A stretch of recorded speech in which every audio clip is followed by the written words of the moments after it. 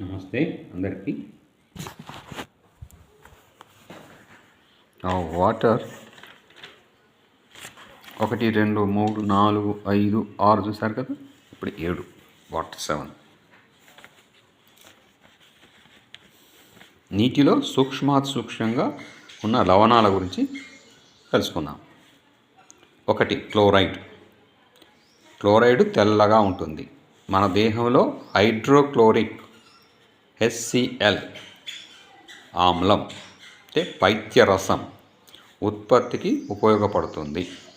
Chloride HCl అంటే hydrochloric ఆమ్లం వల్లనే ఆహారం పూర్తిగా జీర్ణం అవుతుంది. HCl అంటే హైడ్రోక్లోరిక్ యాసిడ్ ఆమ్లం ఎక్కువ అయితే పైత్యరసం గ్రంథి అంటే పిత్తాశయంలో రాళ్ళు ఏర్పడే అవకాశం ఉంది. దీనివల్ల పసరికలు రావచ్చు, వాంతులు లేదా జిగుట విరోచనాలు కావచ్చు. ప్రతినిత్యం మనకు కేవలం 1 నుండి 2 తులాల పైత్యరసం అవసరం. అంటే తులం అంటే 10 గ్రాములు, 2 తులాలు 1 నుంచి 10 గ్రాముల నుంచి 20 గ్రాములు అన్నమాట. నీటిలో క్లోరైడ్ ఉంటే నీటిలో గల చెడు బ్యాక్టీరియాని చంపుతుంది. నీటి శుద్ధిలో వాడే పటిక ఆలం వల్ల నీటిలో గల చెత్త, మట్టి, నాచు నీటి అడుగుకు చేరుతుంది. అక్కడ బ్యాక్టీరియా బ్రతికి ఉంటుంది. అలాంటి బ్యాక్టీరియాను నిర్మూలించడానికి క్లోరిన్ బ్లీచింగ్ వాడతారు.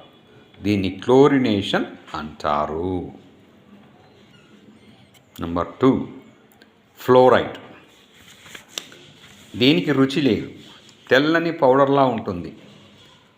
ఫ్లోరైడ్ ఇది దంతాలు, ఎముకలు నిర్మాణానికి ఉపకరిస్తుంది. ఫ్లోరిన్ అండ్ ఫ్లోరైడ్ ఎక్కువగా నీటిలో ఉన్నట్లయితే ఆ నీరు ఎక్కడ నేలపై పడితే అక్కడ తెల్లగా ఫ్లోరైడ్ గడ్డ తయారవుతుంది. అదే నీరు వాటర్ ట్యాంకులో నింపితే కొంతకాలానికి ట్యాంక్ అడుగున సన్నని తెల్లని పౌడర్ చేరుతుంది.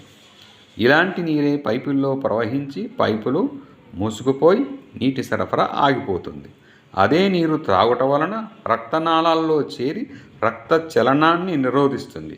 గుండె రోగాలు రావటం, దంతాలు, ఎముకలు చెడిపోయే అవకాశం ఉంది.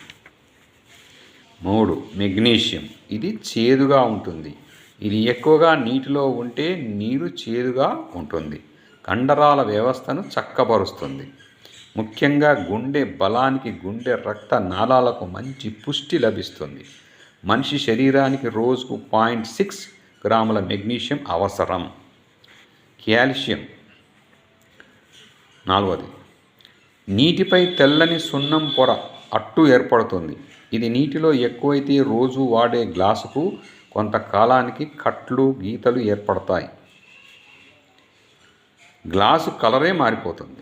దంతాలు, ఎముకల్లో 99% కాల్షియం ఉంటుంది. అందుకోసం కాల్షియం గల నీటినే త్రాగాలి. కండరాల సంకోచానికి అవసరం.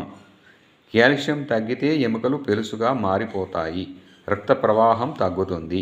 త్వరగా ముసలితనం రావడానికి ఇదొక కారణం. మరీ హెచ్చుతగ్గులు కాకుండా కాల్షియం నిత్యం శరీరానికి అందాలంటే చక్కని నీటిని తాగడమే పరిష్కారం.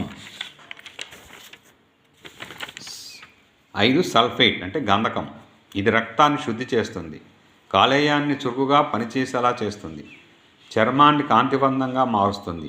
మనకు నిత్యం 0.3 గ్రాముల సల్ఫర్ అవసరం. 6 ఐరన్. నీటిలో ఐరన్ శాతం పెరిగితే ఆ నీరు చిలుము లేక కలుము, తుప్పు వాసన వస్తాయి. ఆ నీరు త్రాగడానికి వీలు పడదు. ఐరన్ రక్తనాళాల్లో రక్త ప్రసరణకు ఉపయోగపడుతుంది. రక్తంలోని హిమోగ్లోబిన్ రూపంలో ఐరన్ కండరాలు కలిగి ఉంటాయి. శరీరంలోని అన్ని కణాలకు ఆక్సిజన్ చేరవేయడానికి ఉపయోగపడుతుంది ఐరన్. ఐరన్ కొరత ఏర్పడితే రక్తహీనత కలిగి మనిషి సన్నబడే అవకాశం ఉంది. ప్రతిరోజు 12 మిల్లీగ్రాముల అవసరం. స్త్రీలు గర్భం ధరించినప్పుడు ఐరన్ ఎక్కువగా అవసరం ఉంటుంది. 7 సోడియం. ఇది ఉప్పగా ఉంటుంది. ఇది మోతాదు మించితే ఆ నీరు సముద్ర జలంలా తోస్తుంది. ఇది కూడా కాలేయంలో పిత్తాశయంలో HCl హైడ్రోక్లోరిక్ యాసిడ్ ఆమ్లం తయారీకి తోడ్పడుతుంది. ఈ సోడియం మన శరీరానికి నిత్యం 2 గ్రాములు అవసరం. దీని లోపం వల్ల ఇది లేకపోతే మూత్రపిండాల్లో రాళ్ళు ఏర్పడవచ్చు. భోజనంలో వాడిన ఉప్పు కండరాల్లో పేరుకుపోయిన సోడియం తోడై శరీరం బరువెక్కుతుంది. 8 పొటాషియం. ఇది కండరాల నిర్మాణానికి అవసరం. కండరాలు, గ్రంథులు సంకోచ వ్యాకోచానికి ఉపయోగపడుతుంది. మనకు ప్రతిరోజు 4 గ్రాముల పొటాషియం అవసరం. దీన్ని భాస్వరం అని తెలుగులో అంటారు. ఇన్ని రకాలుగా శరీరానికి ఉపయోగపడుతున్న ఈ 8 రకాల లవణాలు నీటిలో ఉండడం విశేషమే. ఆ నీరే కదా అని ఇప్పుడు ఎవరు కొట్టి పారేయలేరు. 9 నైట్రేట్. నీటిలో నైట్రేట్ ఉందంటే ఆ నీరు కలుషితం అయినట్లుగా భావించాలి. నైట్రేట్స్ లీటర్కు 9 మిల్లీగ్రాముల లోపు ఉంటే పర్వాలేదు, కానీ అంతకు మించి రోగకారకం ఉంటే నీరు కలుషితంగా ఉందని నిర్ధారణ చేశాక ఆ నీటిని శుద్ధి చేయడం జరుగుతుంది. సాధారణంగా నీరు కలుషితం కావడం అంటూ జరిగేది ముఖ్యంగా వర్షాకాలంలో. మురికి నీళ్లు, మంచినీళ్ళు కుళాయిల్లోంచి మెయిన్ పైపుల్లోకి పోవడం, లేదా ఫ్యాక్టరీల దగ్గరలో గల చెరువులు, బావుల్లోకి ఫ్యాక్టరీల మలినాలు నీటిలో చేరిపోవడం. శుభ్రమైన నీటి కోసం పై విధంగా నీరు కలుషితం కాకుండా చూసుకోవాలి. Thank you.